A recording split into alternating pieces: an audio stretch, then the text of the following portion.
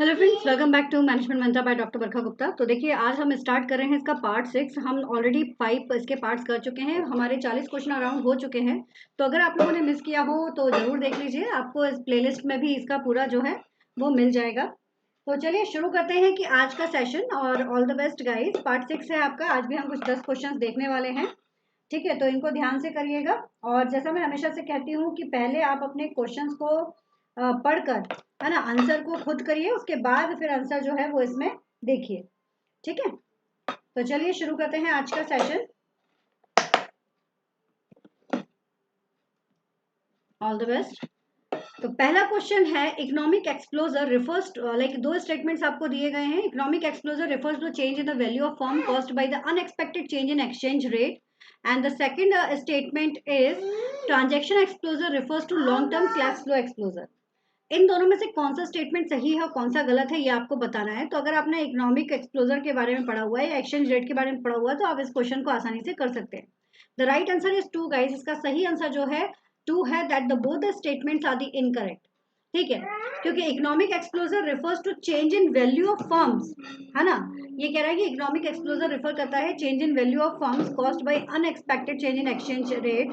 तो ऐसा यहाँ पर नहीं होता है। और दूसरा, transaction exposure refer to long terms cash flow exposure. तो ट्रांजैक्शन एक्सप्लोजर जो है वो करेंसी रिस्क ऑफ ट्रांजैक्शंस को यहाँ पर बताता है, जो फॉरेन करेंसी से जुड़ी हुई रहती हैं। ठीक है, उनको ये एक तरह से डिनोमिनेट करने का काम करता है। और दूसरी चीज़ है कि एक्सचेंज रेट बेसिकली क्या होता है, तो ये भी आपको पता होना चाहिए। तो एक्सचेंज रेट अगर देखा जाए तो ये वो रेट होता है जो वन करेंसी से दूसरी करेंसी में जब एक्सचेंज किया जाता है तो उस समय पर जो एक्सचेंज की रेट होती है उसको यहाँ पर बताया गया है। तो उसके बारे में यहाँ पर बोला गया है। ठीक है, तो दोनों ही स्टेटमेंट जो हैं वो आपके गलत है। Now the second one is, to support Indian artificial intelligence startups, which technological infrastructure is expected to be developed by government of India? अगर बात किया जाए आर्टिफिशियल इंटेलिजेंस स्टार्टअप की, तो कौन सा टेक्नोलॉजिकल इंफ्रास्ट्रक्चर जो है उसको एक्सपेक्ट किया गया है गवर्नमेंट ऑफ इंडिया के थ्रू, ये आपसे पूछा गया है। तो let us see what is the right one. इसका सही आंसर क्या है वो हम देखते हैं। The right answer is 2 guys. इसका सही आंसर है आपका 2, that is the creation of GPU cluster.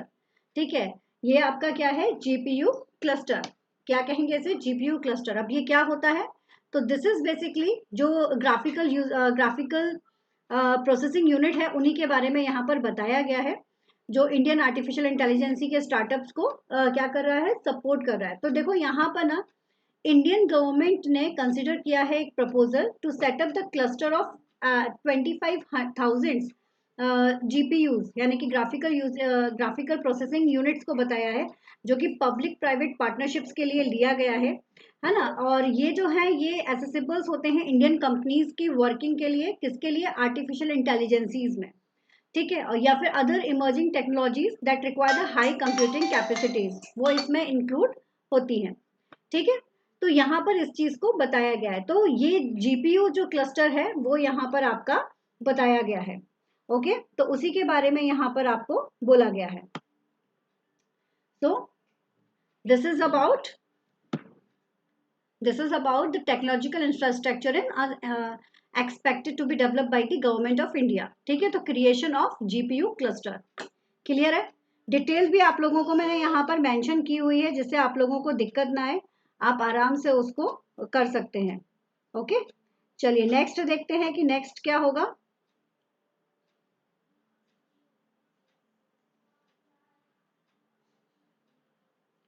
Next one is,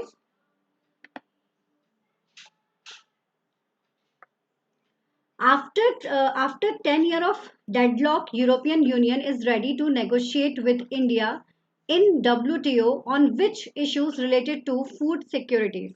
तो फूड सिक्योरिटीज के लिए किस चीज से रिलेटेड है ये वो पूछ रहे हैं। ठीक है ना। After 10 years of deadlock, European Union is ready to negotiate with the India in WTO on which issue related to the food security. यहाँ पर जो इश्यूज बताए गए हैं, public stock holding norms, climate change, non tariff barriers on to trade, sanitary sanitary measures. तो इसमें से कौन सा ऐसा है जो कि फूड से रिलेटेड है, वो आपसे यहाँ पर पूछा गया है, ठीक है।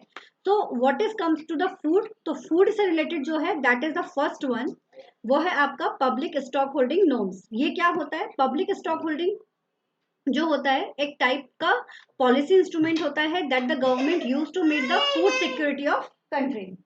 फूड सिक्योरिटीज के लिए होते हैं ये पब्लिक स्टॉक होल्डिंग प्रोग्राम्स होता है जो कैरिड आउट होता है by some countries to meet the need of people who spend their life below the poverty line. जो गरीबी रेखा से नीचे अपनी लाइफ स्पेंड कर रहे हैं उनको फूड की शॉर्टेज फेस ना करना पड़े, उसके लिए इसको बताया गया है, ठीक है। नेक्स्ट क्वेश्चन है इन विच इंस्टीट्यूशंस ऑफ वुमन एंटरप्रेन्योरशिप ज्योति जीवन नायक वाज एसोसिएटेड। तो ज्योति जीवन नायक एसोसिएटेड किससे है, कौन से इंस्टीट्यूशन से है, वो आपसे पूछा गया है। तो ये बिल्कुल ही सिंपल सा क्वेश्चन है, that is the first one, Shri महिला गृह उद्योग लिज्जत पापड़। ये जो है ये इनसे रिलेट करते हैं आपके ज्योति जीवन नायक, यानी कि ये जो ज्योति जीवन नायक थे ये फॉर्मर प्रेसिडेंट थे आपके महिला गृह उद्योग लिज्जत के, ठीक है। और इसके अलावा आपसे कुछ और भी चीजें हैं, ये आप लोगों को देखना पड़ेगा, जैसे कि एक है आपकी सहकारी महिला ग्राम समिति, ये क्या होता है, जीविका क्या होता है, सेल्फ एम्प्लॉयड वुमेन एसोसिएशन क्या होता है, इनको भी आप लोग थोड़ा सा देखिएगा। तो जैसे जीविका के बारे में अगर मैं बताऊं तो जीविका गवर्नमेंट ऑफ बिहार के द्वारा 2 अक्टूबर 2006 में लॉन्च किया गया था। ये एक ऐसा प्रोजेक्ट था जिसमें एक तरह से वुमेन्स को एम्पावर करने के लिए, जो बेसिकली जो रूरल वुमेन्स है उनको एम्पावर करने के लिए इसको लाया गया था। इसी तरह से ये सहकारी महिला ग्राम समिति भी वुमेन्स को एम्पावर करने के लिए लाया गया था। सेल्फ एम्प्लॉयड वुमेन एसोसिएशन, इसको यहाँ पर सेवा के नाम से जाना जाता है। ये इसमें भी कुछ की एक्टिविटीज होती हैं जो कि ऑर्गेनाइज की जाती हैं सेल्फ एम्प्लॉयड वुमेन के लिए, है ना। ये प्रमोट करते हैं कि वुमेन्स को भी थोड़ा सा कलेक्टिव स्ट्रेंथ मिलना चाहिए, कॉपरेशन मिलना चाहिए, लीडरशिप जो है वो इनके पास होना चाहिए, उसी को यहाँ पर लेकर बनाया गया था ये, ठीक है। तो राइट आंसर इसका क्या है, श्री महिला गृह उद्योग लिज्जत पापड़, ठीक है, उसको एसोसिएट करते थे ज्योति जीवन नायक। नेक्स्ट क्वेश्चन है आपका question number 45, which of the following reasons may be attribute to the individuals time preference for money. कौन कौन से ऐसे एट्रीब्यूट्स हैं जो कि टाइम प्रेफरेंस मनी को बिलोंग करते हैं, ये आपसे यहाँ पर पूछा गया है।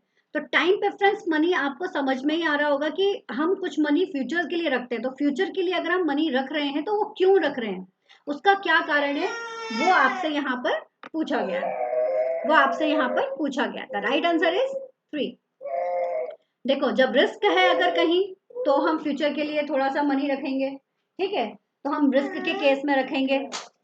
हम फ्यूचर के लिए, फ्यूचर की अगर कोई अनसर्टेनिटीज होती हैं उसके लिए हम यहाँ पर मनी को रखते हैं, है ना। अगर हम बात करें प्रेफरेंस फॉर कंजप्शंस, अगर हम कंजप्शंस को लेकर बात करते हैं तो उसके लिए हम यहाँ पर मनी रखते हैं। हम इन्वेस्टमेंट करना चाहते हैं किसी अपॉर्चुनिटीज में तो हम उसके लिए रखेंगे। तो एक तरह से आंसर देखा जाए तो ए सी डी और ई जो है वो इसका राइट आंसर होगा, ठीक है, ऑप्शन नंबर 3। नाउ तो क्वेश्चन नंबर 46, सिंपल आपसे नाम पूछे गए हैं यहाँ पर कि balance score card, toss matrix, वीरो मैट्रिक्स, प्रोडक्ट रिवोल्यूशन मैट्रिक्स, ये किसने दिया हुआ है।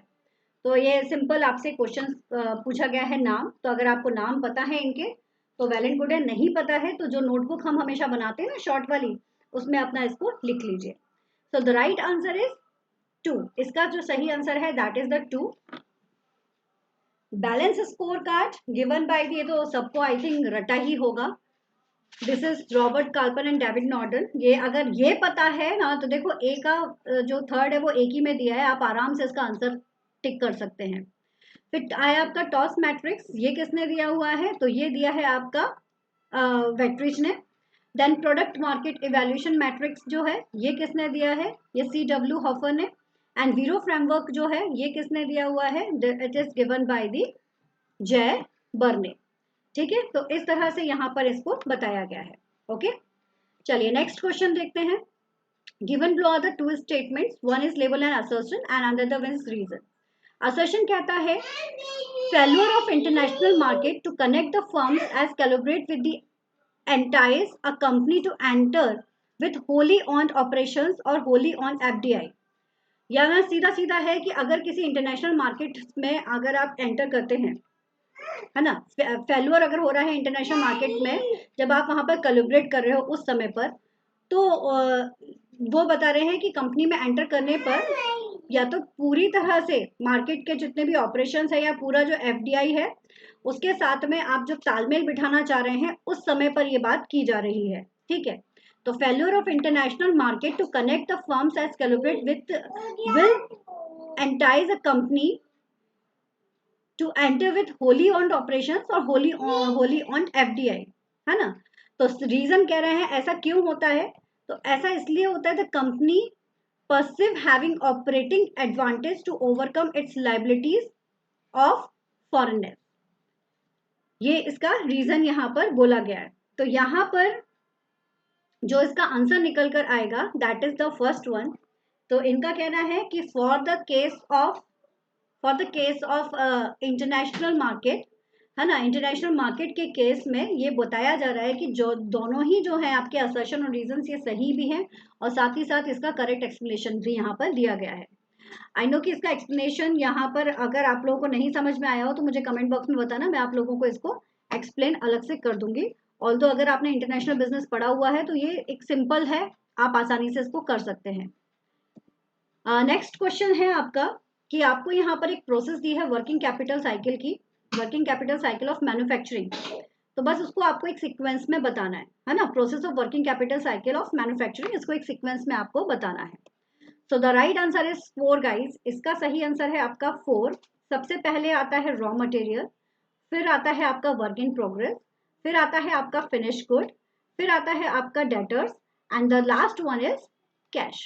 सिंपल सा है working capital cycle of manufacturing. Okay, now the next one G20 summit जो प्रपोज्ड हुआ था 2023 में, जो प्रपोज्ड हुआ है उसमें पूछा गया है कि जो इकोनॉमिक कॉरिडोर है जिसमें शिपिंग और रेल लाइंस के बारे में बताया गया है वो कौन सा है, ये आपसे पूछा गया है। तो भाई G20 समिट अभी लेटेस्ट वाला जो है ना उसकी भी थोड़ा सा इंफॉर्मेशन ले लेना, वो कब होने वाला है ना, कहाँ होने वाला है, तो वो भी इंपॉर्टेंट है। तो इसका जो फर्स्ट आंसर है that is this one, IMEE, India middle east European economic corridor. ठीक है, ये यहाँ पर जुड़े हैं किसके लिए, शिपिंग एंड रेल लाइंस के लिए। तो भारत में 9 और 10 सितंबर को ये हुआ था, आपका 18वां था वो 18th G20 शिखर सम्मेलन।